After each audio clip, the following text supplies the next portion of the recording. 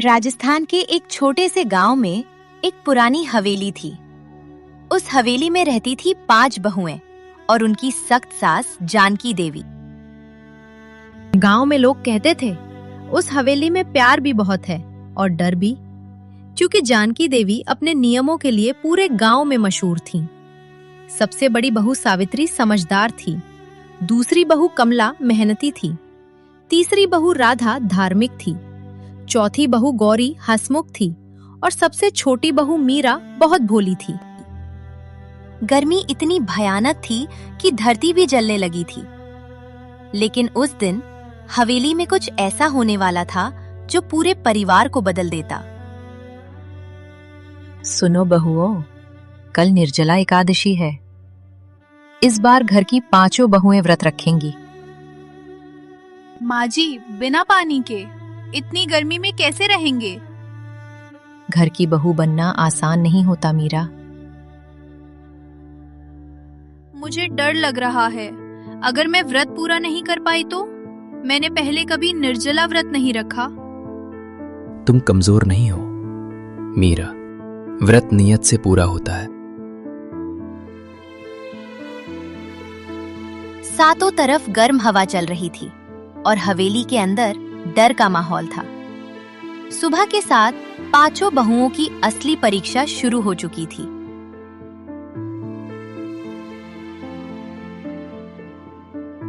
सुबह के साथ 5 बहुओं की असली परीक्षा शुरू हो चुकी थी। जलती रसोई, सूखते गले और बढ़ती प्यास।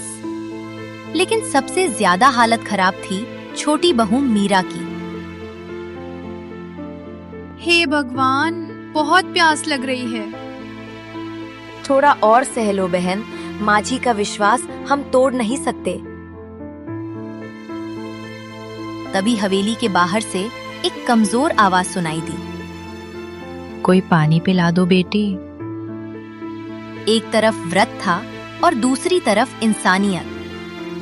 कुछ पल के लिए पूरा आंगन शांत हो गया, लेकिन असली मुश्किल अभी बाकी थी। अगर मैंने पानी छुआ तो व्रत टूट जाएगा। व्रत का असली मतलब सेवा और दया मीरा।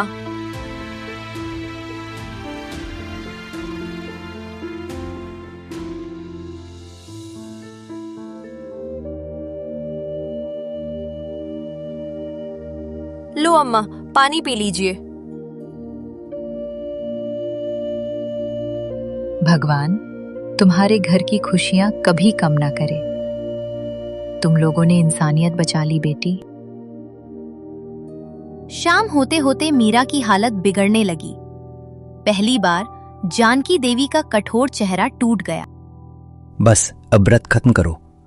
माँ, मीरा की हालत बिगड़ रही है। नहीं, मैं हारना नहीं चाहती। मैं इस घर के लिए करना चाहती हूँ। माँ जी, आज पहली बार मुझे बेटी जैसा महसूस हुआ।